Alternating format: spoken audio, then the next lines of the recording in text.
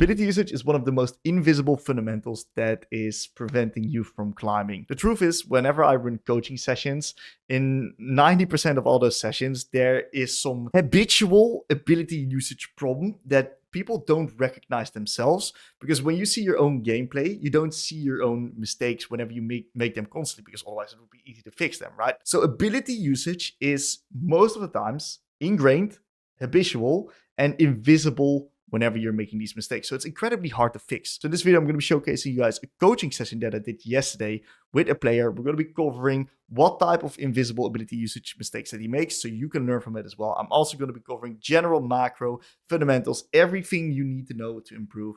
Check it out. So what do you got for me today? What are we working with? So yeah, I haven't really fully gotten back into it. So I've only been playing one ranked game a week to avoid decay. But I think this was a game I played yesterday or the day before, and it was one where I really felt like I was actually getting back into the rhythm. Okay. Overall laning, I don't think I played so well. I think there's no real point in trying to 1v1 Vladimir. I just wanted to go for tempo and then maybe roam, but there were some moments where I went for the 1v1 and misplayed. Okay. But overall, I think I was quite happy with the game. I think I made the right adjustments late game, and there were like 2 points where I had some questions for you that we can talk about later. Okay, is that in the mid to late game? Yeah. All right, so let's start just in the lane, right? We're playing versus Vladimir. Now, whenever you're playing any champion into Vladimir, you can decide to, of course, avoid the lane, play on the waves, and look to just play on the map. Totally viable. But playing into Vladimir actually becomes incredibly easy if you know how to beat him, okay?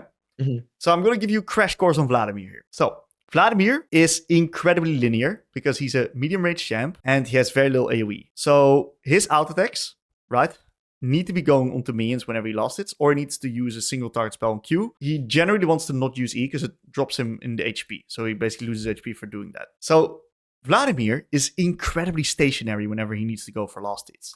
So if you, well, first of all, you need to just avoid him whenever he's got a Q3 up because he's too OP. But if you just walk up to him, the moment he needs to CS without his Q3, you will always be able to trade because he's forced to drop the creep or he's going to hit you back, which is going to be win-win for you. Yeah. Okay, so this one, of course, right here, not a good time to walk up with his Q3. Not ideal. Fine, happens to the best of us. But this creep right here is insanely free to punish because he has no Q3, right? You got your W coming up. This is your electrocute trading opportunity. Yeah. All right, don't use your W here. You could have potentially used it whenever one of your creeps are dying. Want to be very meticulous with your spell usage. I also reckon we're quite far away from the Vladimir. This is much better. We're getting closer, looking for these angles. We now get Q3, so we back off, and now we walk forward. This is your time to trade. He only got out attack right now.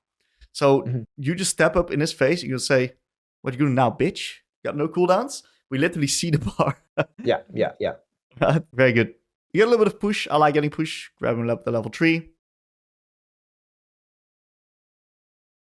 Good W usage. Yeah, he's got no Q, right? We're not scared of anything. He's got no Q3. Exactly.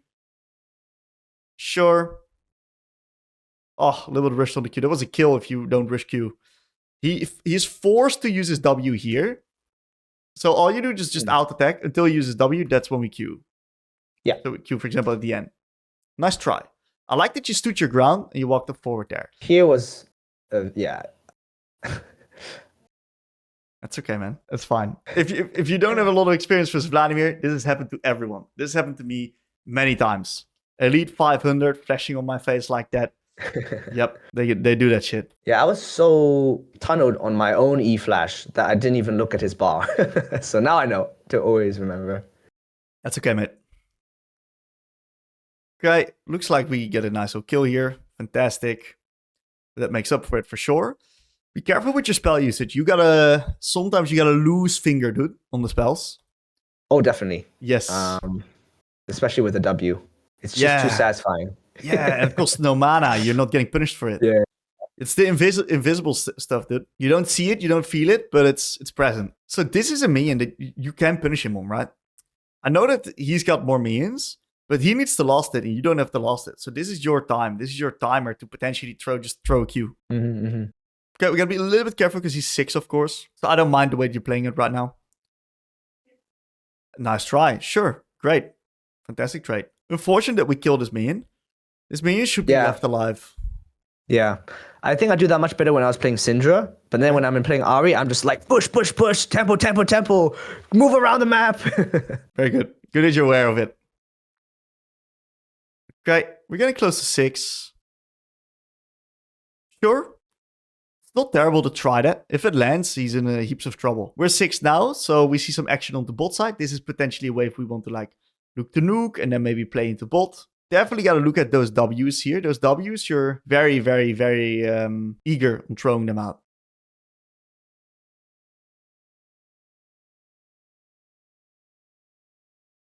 Okay. Ooh. Oh. Massive, dude. If you just hold your charm here, it's just so hard for them to play. Hold your W, hold your charm. What is this Morgana doing here? No flash. She flashed out a pit. She's just dead as fuck. You can just kill her and get out. Because they got no hard engage onto you.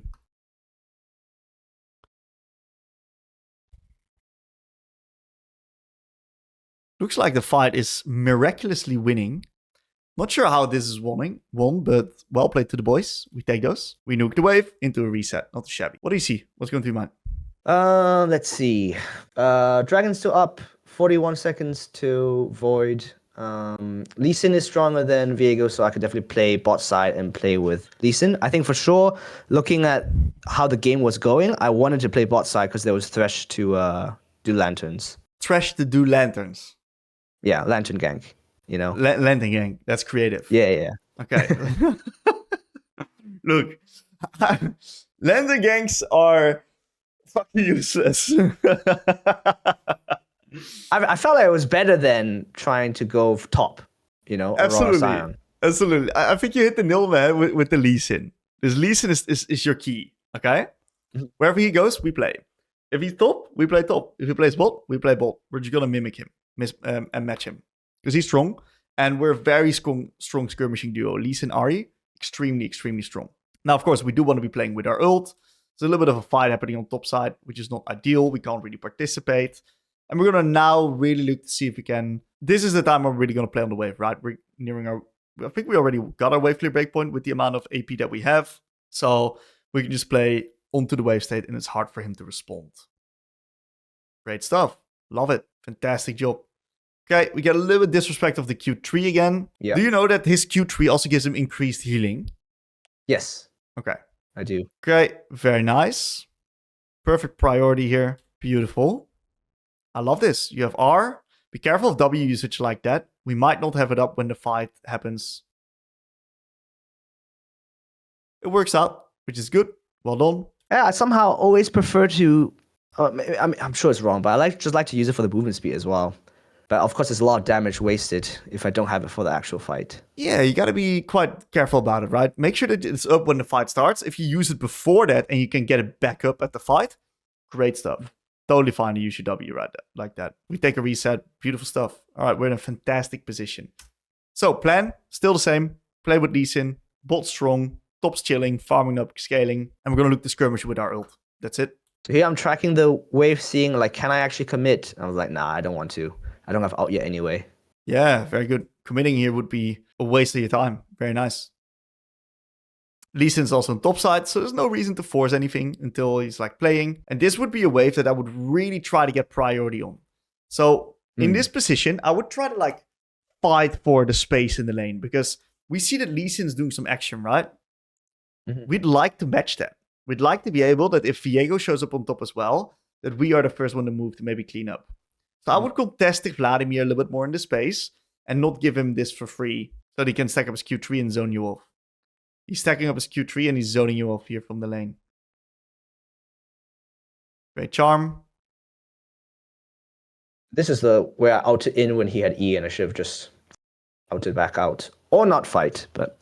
Yeah, I think you're spot on, right? I think that this is a position where he, of course, kind of stat checks you because look at the damage that he got off before the fight even like truly started, right? So how was I playing it wrong again? Letting him like free Q stack? I wasn't like aggressive enough in the lane so that I was giving him space for him to do it, right? Yeah, let's take a look at what exactly happened. Great question. So this is the wave state where we're kind of chilling because Lee Sin's still farming, right? We use all of our spells here. We don't hit him, which gives him a lot of space and priority. So we should be a little bit more careful on this previous wave state. We should be chilling a little bit, right? There's no reason for you to hard push this wave because nothing's really happening right now. So I would probably just keep that wave state, keep all my spells, and contest him on his creeps. That's one. But then look what happens after we use our spells, right? He uses his Q. We just step all the way back right now. And we respect him while he's got no spells up. Complete respect while he's got nothing up. He gets free Q. He's got his Q3. And now we have to back off, right? Because we have no power anymore. Makes sense. Yep. So we're not really pressuring when we should be pressuring and giving when we should be giving. That's kind of like the moral of the story. Okay. Clear. Yep. Okay, great. Now, a little bit of a tough one. Lee died, we died, Ash died. Drake's coming up next. So I'd love to see some pings here onto the dragon. And see if we can get everyone excited about this neutral objective onto bot side. Careful with the Q3. Yep, beautiful. Here I committed. I think it was very lucky that it worked out. But I mean, Lee Sin was there. Yeah, look. This is, of course, you don't have R, right? But the benefit of this one was that Lee Sin was around. So you're okay sometimes making a play if you're sure that it's going to work out anyway. And with Lee Sin, that's, of course, a lot higher likelihood. Without Lee Sin, I would never do that. But with Lee Sin, I think what you did was great. Well played. Okay. Great stuff. I would definitely ping the dragon.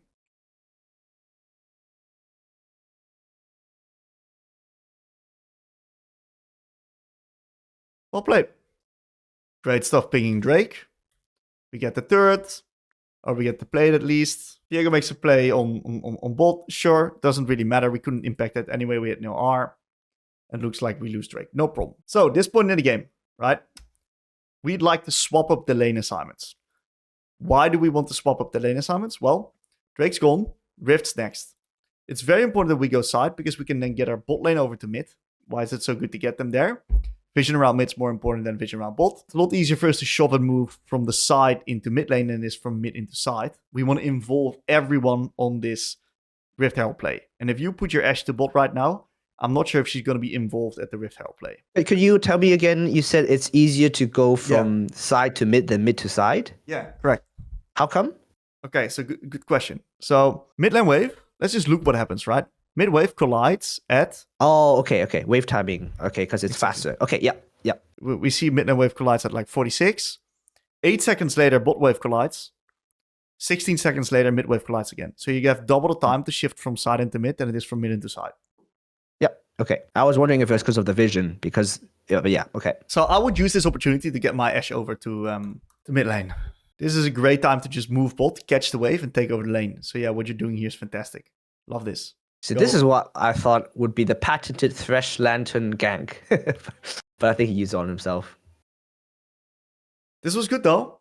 I really like this play. Very nice job. Only problem I have is your W, right? You almost lose this because you have no W up before the fight starts. Look at where your W is going, onto the minions. Yeah. It's very close, dude. This is probably your biggest issue. You're too loose with your spells. Yeah. Okay, and it impacts everything. Impacts your lane, impacts your skirmishing, everything. Yeah. Okay. Very clear. Once you see it, by the way, you now see it. You'll never unsee this as well. This is fixed in a few weeks. You'll not unsee this anymore. Whenever you look at your own games, you're going to hear my voice in the back of your mind haunting you on these W's, dude. Yeah. All right. Great little reset. I love this. Well played. Oh, this is the one. This is the one. I wasn't sure if what I did was correct. Yeah. Because there's no way I need to be bot. There's a huge wave. There is a Rift Herald fight. So I'm like, okay, I'm just going to put either open mid or open top, see what happens. But then it was super awkward. I don't know if I maybe should have not pushed that one wave and come to the map earlier or yeah. So let's see. So let's start with your thought process, right? Because that's where the core lies. I like your thought process. It's good. Okay. You make someone respond to the bot wave with no TP. If a fight breaks out on top side, it's a guaranteed 5v4, right? Because he can't join in. So you did your part. All we need to do, right, is now play the fight when we are there so that we will actually win. And we just need to make sure that we don't die before we're there. I would personally deploy true mid, right? That's what I would do because it's going to keep my options a little bit more flexible. And yeah, look, it's fine. I just don't really want my team to just full send it right now. I just want them to start the Herald. Yeah. That's it. Especially because I don't have ult. That's right. It looks like your team gets caught in rotation. They die. And it becomes just very awkward. Even though that becomes awkward and doesn't work out, I think that you had the right intention. So this is fine. Happens. Okay. I guess I could have just pinged better then. Just ping that I don't have ult, ping the Rift Herald. So they, yeah. So I would normally say yes. Normally I would, yeah. I 100%, I love that you're trying to take accountability. But in this specific case, you sometimes don't want to take too much accountability. Because what happens if you ping back and your team actually doesn't understand that you're in a 4v5 and you might get into miscommunication, right? So I think what they did, look, they just made a mistake, right? It just happens. It doesn't really matter. It's just completely irrelevant. We just have to adapt to it. Okay. So I like that you're now pushing out bot. The plan from this point is force people to respond to side waves. Okay. We know that we're very strong. Okay. We're insanely strong as Ahri. We see 3 people mid, 1 on top. What should we do? Push out 1 extra wave here. Because now, look what happens to this side wave. It gets stuck over here. We don't force anyone to respond. Yeah. And we might turn ourselves into a 4v4 situation. We can't hard engage on a 4v4 because no one's responding to side wave. So this is a brutal error here. Okay. Massive. Okay. Let's picture what happens. I just want to visualize it to you so you understand what happens when you push out this next side wave. Okay. Either one of two is going to happen. Number 1, no one's going to answer, right? When no one of the enemies answer, what does that mean? We're just going to literally hit turret with Lich Bane. We're going to get 3 plates. Bam. We're up 600 gold. Just out of thin air. Yeah. One mistake of the enemy, 600 gold. Great. It goes that fast. Now, what happens if they do send someone down? Great. This is going to mean that this entire wave is now crashed, which means that the next waves will slowly push back towards you, which means that you have a full minute and a half of play timer.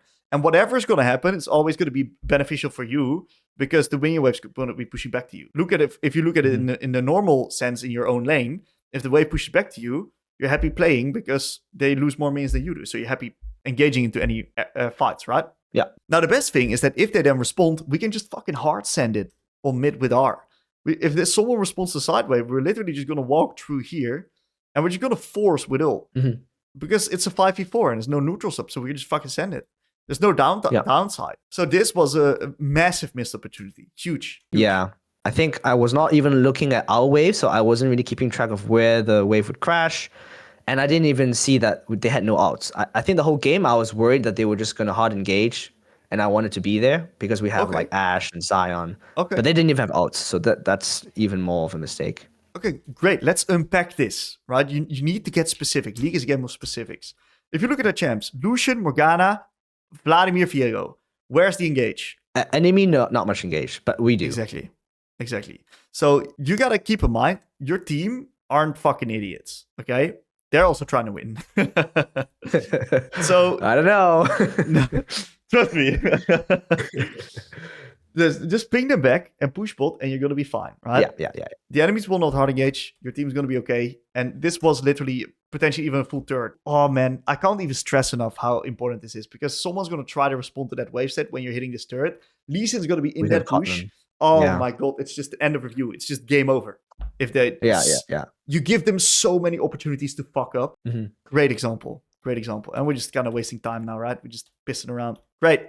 Dragon's coming up in a bit. I love your pings on these neutrals. Keep that up, dude. Very nice. And now we go for this extra wave. And what we do after this extra wave, we're now going to just fucking send it on mid lane. Beeline, mid lane. Beeline immediately to mid lane here. Okay, because he's stuck. He's got no TP. What can he do? He's literally hard stuck. Yeah, I think I was more thinking that Thresh was already like playing topside and I've got a big buy and I see Lee being and the Dragon's up. So I'm like, okay, let's just play for the Drake. But I also see going mid is probably better. Okay, so let's think about it, right? The Drake, what is it? It's a fighting magnet, right?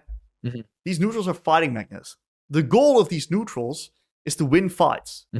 And we can then translate our lead through winning these fights through these neutrals. Great. Now, you're currently in a position where you're behind, okay? Slightly. So that means that any fight, right, will just swing the game into our control. So we should take the fight. If we can get a good fight, we should take it. Matter of fact, you're rocking up to the casino with the boys. Okay, on the left side, you see a table, 70% odds to double your money. On the right side, you see a table, 30% odds to double your money. Which one do you pick? 70% always. No brainer. This is your 70% fight right now. Send it.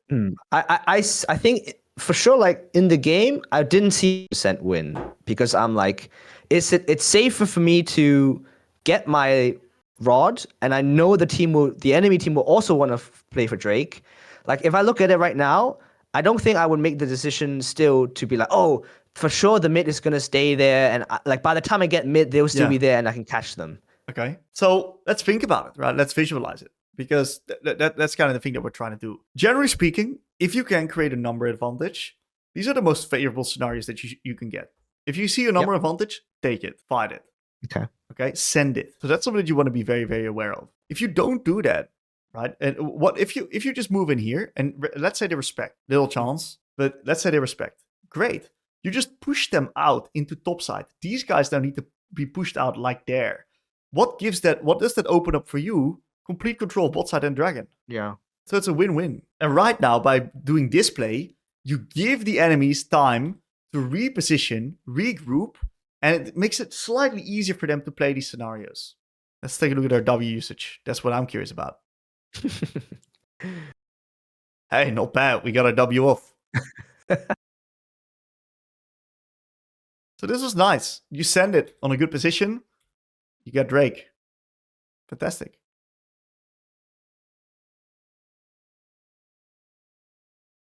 This was another point. I was not sure if I executed this correctly because I was so cautious of her burst, but then I felt like I was not fast enough, and the Lee Sin died. Well, I don't think it matters too much. I don't think it's important. It's just completely irrelevant, actually. I would say that the biggest thing that stands out to me is a little bit of your camera panning here. I would say it's a bit tough to read the fight from this point right here. I would pan my camera more up towards Aurora. Yeah. But it's okay. I don't think this matters. Completely irrelevant. Okay. Looks like we sacked Drake, which is fine. Very smart. Was this intentional? We dropped Drake? Yeah. Yeah. Great play, dude. I love it. Really good reset on Rabadons. Now you move in. Fiora, Aurora's responding to top, so just fucking send it here. You got yourself I love this.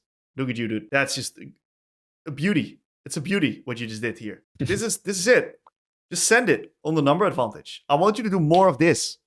Fantastic. Ash got a little bit caught there. Unfortunate. A little bit too much action for my liking without ult. Yeah. We land a beauty of a Q, which makes it work out, but it's all a little bit risky. Great positioning, dude. Yeah, bloody amazing. Your fighting IQ is pretty high. I would say here in this position, right? You got no R, you got no vision, so just be a little bit careful here, right? Be a little bit careful.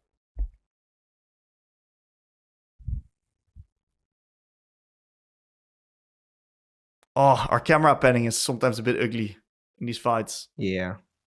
Oh, it's tough. You have the right ID, but it's pretty hard for us to use R defensively, unfortunately.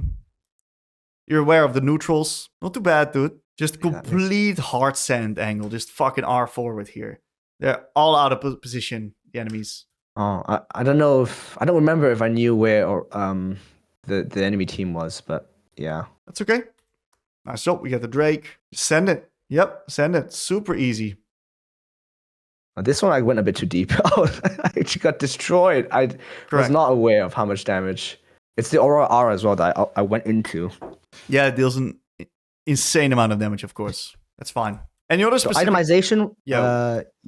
Itemization wise, I felt a bit stuck. In the end, I just decided I'll just buy a Banshees and not buy Magic Pen because I'm the only AP and they still weren't buying MR anyway. Yeah. And I think this final fight... It just kind of happened that I felt like the enemy misplayed. I wasn't consciously doing it, but we made it so that, there were no sides for me to push. So I was like, I'll just be mid. Aurora then showed bot, and then we got to hard engage. And I think it ended up being the right decision. But it would be good for me to really break it down more and consciously make the right decision next time. You mean this one? Yeah.